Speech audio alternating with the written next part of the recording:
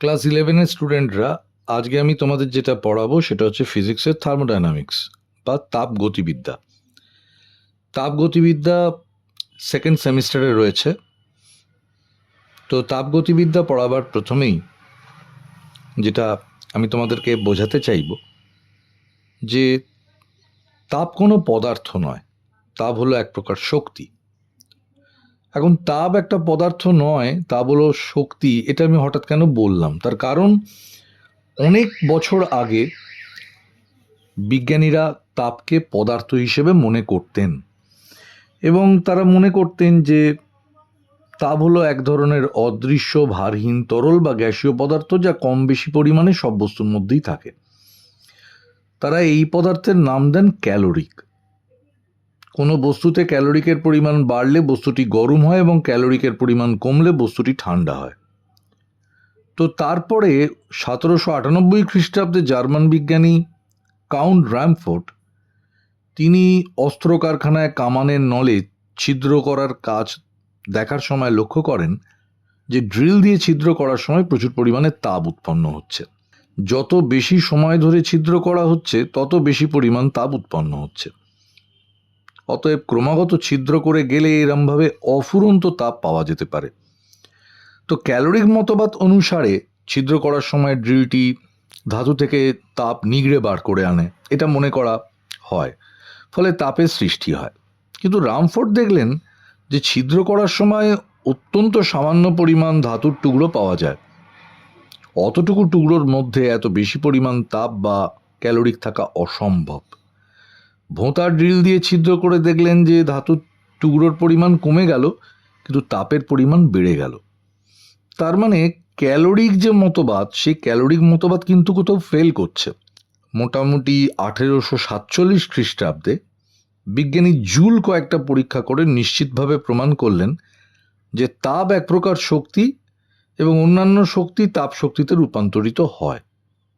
এই প্রথম, 1847 সালে এই প্রথম যে তাপ এক প্রকার শক্তি, এই ব্যাপারটা পাঁচজনের সামনে এলো। তার আগে অবধি কিন্তু তাপ এক প্রকারের পদার্থ, তার থেকে যদিও কাউন্ট রামফোর্ড একটা অবজারভেশন করেছিলেন, মানে তখন থেকে একটা সন্দেহ তৈরি হয় এবং মোটামুটি 1847 খ্রিস্টাব্দে জুল নিশ্চিতভাবে প্রমাণ করেন যে তাপ এক প্রকারের শক্তি এবং অন্যান্য শক্তি তাপ শক্তিতে রূপান্তরিত হয়।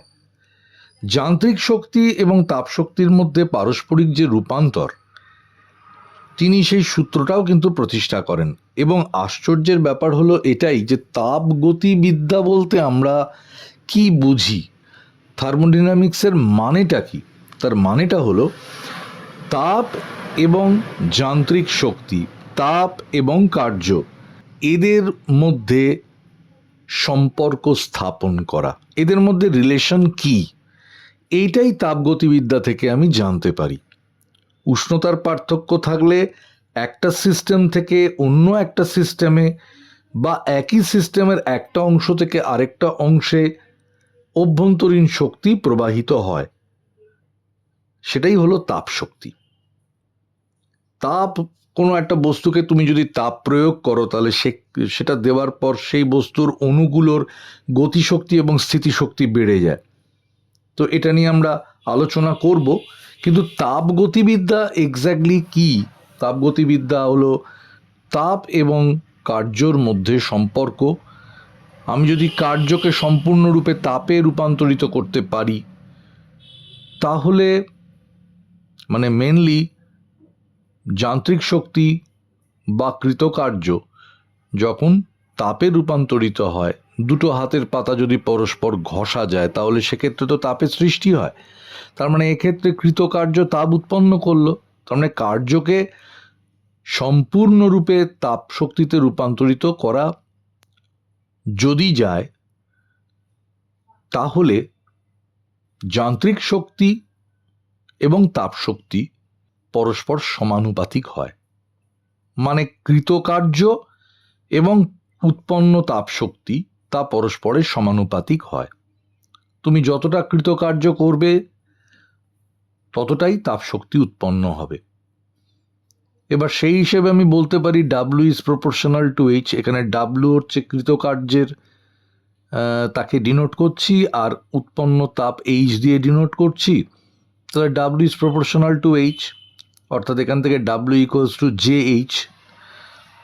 জে একটি ধ্রুবক, এই ধ্রুবককে বলা হয় তাপের যান্ত্রিক তুল্যাঙ্ক, তাহলে J equals to W by H. একে বলা হয় মেকানিক্যাল ইকুইভ্যালেন্ট অফ হিট। জুলের সূত্র অনুযায়ী W equals to J equals to W by H. এখানে এইচ যদি আমি 1 ধরি তাহলে W equals to J equals to W হয়। তার মানে আমি এখান থেকে তো জের ডেফিনেশন বার করতে পারি, যে একক পরিমাণ তাপ উৎপন্ন করতে যে পরিমাণ কৃতকার্য করতে হয় তাকেই বলা হয় তাপের যান্ত্রিক তুল্যাঙ্ক। কারণ আমি এইচকে তো 1 ধরেছি, অর্থাৎ উৎপন্ন তাপকে একক ধরেছি। তাহলে একক পরিমাণ তাপ উৎপন্ন করতে যে পরিমাণ কৃতকার্য করতে হয় তাকেই বলা হয় তাপের যান্ত্রিক তুল্যাঙ্ক। এসআই পদ্ধতিতে কার্যের একক হলো জুল, আবার উৎপন্ন তাপের এককও হলো জুল। তাহলে আমার তো W by H equals to J, তার মানে হিসেব মতো দুটোই জুল, অর্থাৎ আমার জের কোনো একক নেই এসআই পদ্ধতিতে। তার মানে এখান থেকে আমি কি বলতে পারি, এসআই পদ্ধতিতে ইকুইভ্যালেন্ট মেকানিক্যাল ইকুইভ্যালেন্ট অফ হিটের মানেটা কি? 1 জুল কার্য সম্পূর্ণরূপে তাপে রূপান্তরিত হলে 1 জুল তাপে রূপান্তরিত হয়। কিন্তু সিজিএস পদ্ধতিতে এই জের কিন্তু একটা একক আছে, সেটা হচ্ছে আর্ক পার ক্যালোরি। তার মানে আর্ক হচ্ছে কৃতকার্য ডাব্লু, আর ক্যালোরি হচ্ছে এইচ। তো দেখা গেছে পরীক্ষা করে যে সিজিএস পদ্ধতিতে জের ভ্যালু হচ্ছে 4.186 ইন্টু 10⁻7 আর্ক পার ক্যালোরি, বা এটাকেই আমি 4.2 ইন্টু 10⁻7 আর্ক পার ক্যালোরি বলতে পারি। যেহেতু 10⁻7 আর্ক, আমি এটাকে 4.2 জুল পার ক্যালোরি বলতে পারি। তো যে ভ্যালুটা আমরা সাধারণভাবে ব্যবহার করি সেটা হচ্ছে 4.2 ইন্টু 10⁻7 আর্ক পার ক্যালোরি, বা 4.2 জুল পার ক্যালোরি। তার অর্থাৎ তাপের যান্ত্রিক তুল্যাঙ্ক জের মান 4.2 জুল পার ক্যালোরি, বা 4.2 ইন্টু 10⁻7 আর্ক পার ক্যালোরি। তার মানে এটা থেকে আমি কি বলতে পারি যে 4.2 ইন্টু 10⁻7 আর্ক বা 4.2 জুল পরিমাণ কার্য যদি সম্পূর্ণরূপে তাপে রূপান্তরিত হয় তাহলে সেক্ষেত্রে 1 ক্যালোরি তাপ উৎপন্ন হবে। ঠিক আছে, আমরা কতগুলো অঙ্ক এখানে দেখতে পাচ্ছি। 0 ডিগ্রি সেন্টিগ্রেড উষ্ণতার 0.1 কেজি বরফকে 100 ডিগ্রি সেন্টিগ্রেড উষ্ণতার জলে পরিণত করলে কি পরিমাণ কৃতকার্য করতে হবে তা নির্ণয় করো। এই অঙ্কটা এখানে করে দেওয়া থাকলো। তার পরের অঙ্কটা 42 কেজি ভরের একটি উল্কাপিণ্ড পৃথিবীর বায়ুমণ্ডল অতিক্রম করার সময় ওর বেগ 15 কিলোমিটার পার সেকেন্ড থেকে কমে 5 কিলোমিটার প্রতি সেকেন্ড হলো, এতে কি পরিমাণ তাপ উৎপন্ন হলো। এই অঙ্কটাও এখানে করে দেওয়া আছে। আবার এক খণ্ড বরফ কমপক্ষে কত উচ্চতা থেকে মাটিতে পড়লে সম্পূর্ণ গলে যাবে, 20% শক্তি বিনষ্ট হয় বলে ধরে নাও। দেওয়া আছে বরফ গলনের লিনতাপ 80 ইন্টু 4200 জুল পার কেজি। এই 3টি অঙ্ক এখানে আমি তোমাদের সামনে দিলাম, তোমরাও এটা দেখে দেখে বাড়িতে করবে। এবার তাপ গতিবিদ্যার আমি একদম প্রথমেই যেটা বলছিলাম যে কৃতকার্য এবং তাপের মধ্যে যে সম্পর্ক, কৃতকার্য তাপে রূপান্তরিত হচ্ছে, এই যে পারস্পরিক রূপান্তর এবং তাদের মধ্যে সম্পর্ক, এটা নিয়েই আলোচনা করে তাপ গতিবিদ্যা। ফিজিক্সের যে শাখা এইটা নিয়ে আলোচনা করে তাকেই বলা হচ্ছে থার্মোডাইনামিক্স। অতএব পদার্থবিদ্যার যে শাখায় তাপ শক্তি অন্যান্য শক্তির পারস্পরিক রূপান্তর এবং সম্পর্ক নিয়ে আলোচনা হয় তাকেই বলা হচ্ছে তাপগতিবিদ্যা। থার্মাল ইকুইলিব্রিয়াম বা তাপীয় সাম্যাবস্থা কি জিনিস সেটা সম্পর্কে জানব। একটা উষ্ণ বস্তুকে একটা শীতল বস্তুর তাপীয় সংস্পর্শে যদি আনা হয় তাহলে উষ্ণ বস্তুটা তাপ বর্জন করবে এবং শীতল বস্তুটা সেই পরিমাণ তাপ গ্রহণ করবে। কিছু সময় পর দুটো বস্তুই যখন উষ্ণতার দিক থেকে সমান হয়ে গেল তখন কিন্তু তাদের মধ্যে তাপের প্রবাহ হবে না এবং বস্তুগুলি তাপীয় সাম্যাবস্থায় আছে বলা হবে। তাহলে তাপীয় সাম্যাবস্থা বলতে কি বোঝায়? এই ব্যাপারটা বোঝা গেল। অনুরূপভাবে একটা উষ্ণ আর একটা শীতল গ্যাসকে যদি পরস্পরের তাপীয় সংস্পর্শে আনা যায়, তখন তাপপ্রবাহ চলতে থাকে তাদের মধ্যে। উষ্ণতার পরিবর্তনের সঙ্গে সঙ্গে ওদের অন্যান্য যে ধর্ম, একটা গ্যাসীয় পদার্থের ক্ষেত্রে ধর্ম বলতে গেলে চাপ, আয়তন, এর পরিবর্তন হতে শুরু করবে। তাপীয় সাম্যাবস্থায় পৌঁছলে ওই ধর্মগুলোর আর কোনো রকম পরিবর্তন হবে না। তাপীয় সাম্যাবস্থা মানে হচ্ছে উষ্ণতা এক, অর্থাৎ তাদের মধ্যে কোনো তাপের আদান প্রদান ঘটছে না। তাপীয় সাম্যাবস্থার একটা ধারণা আমি যদি আলোচনা করি, মনে করা যাক এ আর বি দুটো সিস্টেম রয়েছে, দুটো সংস্থা রয়েছে। একটা পরিবাহী দেওয়াল, যেমন একটা পাতলা ধাতব ফলক মারফত তাপীয় সংস্পর্শে আনা হলো। তাপের বিনিময়ের সঙ্গে সঙ্গে সাধারণভাবে সংস্থা বা সিস্টেম দুটির বিভিন্ন ধর্মের, যেমন চাপ, আয়তন ইত্যাদির পরিবর্তন ঘটতে শুরু করলো। অবশেষে সংস্থা দুটি এমন এক অবস্থায় পৌঁছলো যখন ওই ধর্মগুলোর আর কোনো রকম পরিবর্তন হচ্ছে না। কি সেই সিচুয়েশন? না, থার্মাল ইকুইলিব্রিয়াম, অর্থাৎ তারা তাপীয় সাম্যে পৌঁছেছে, তাই জন্য তাদের এই ধর্মগুলোর কোনো রকম পরিবর্তন আর ঘটছে না। দুটো সংস্থা বা তার বেশি সিস্টেম একটা পরিবাহী দেওয়াল মারফত তাপীয় সংস্পর্শে আনলে ওরা যে অবস্থায় পৌঁছয় তাকে তাপীয় সাম্যাবস্থা বলা হয়। আমাদের এখানে যেটা জানতে হবে সেটা হচ্ছে তাপগতিবিদ্যার আদি সূত্র। তাপগতিবিদ্যার আদি সূত্র সেটা কি?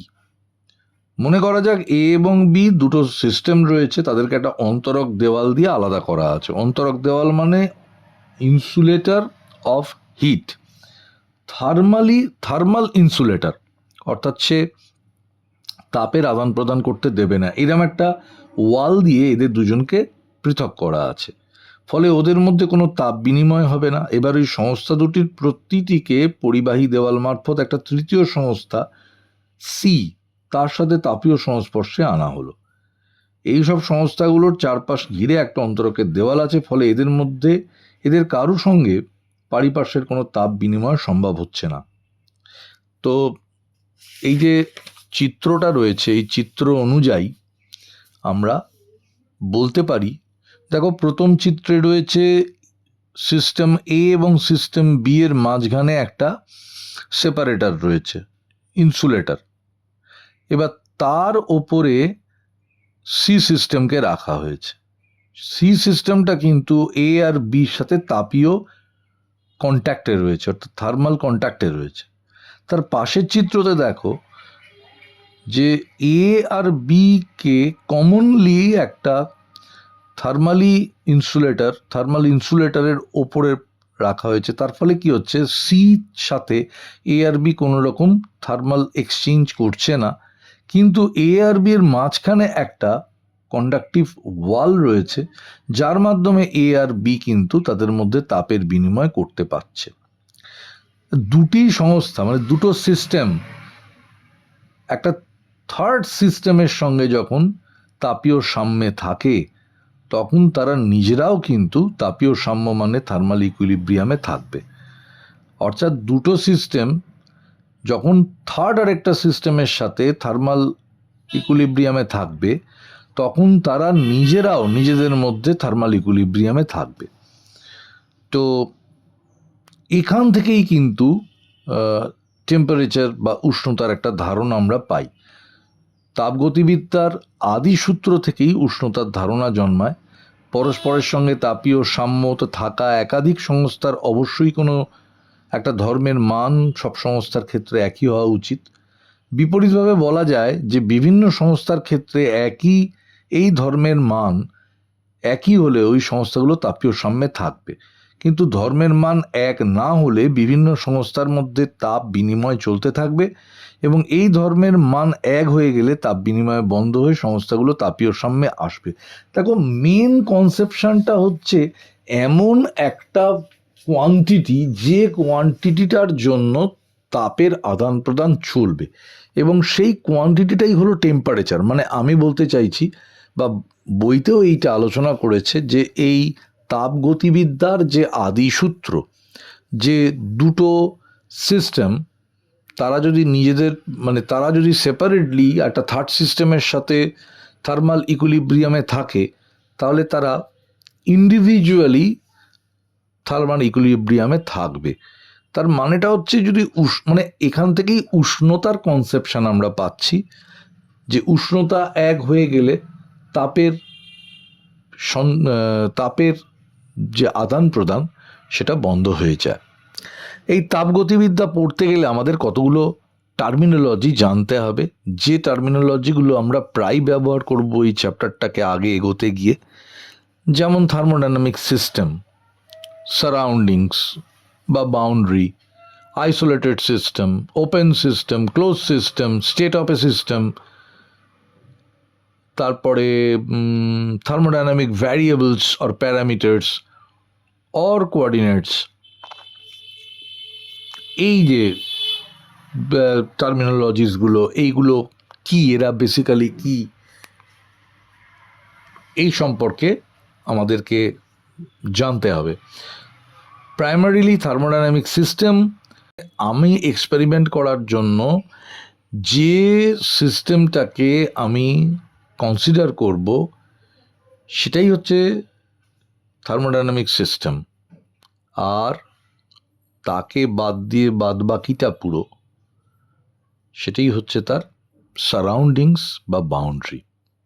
আজ এই অবধি আমি পড়ালাম, এর পরের দিন আমি এর পরের অংশ থেকে পড়াবো।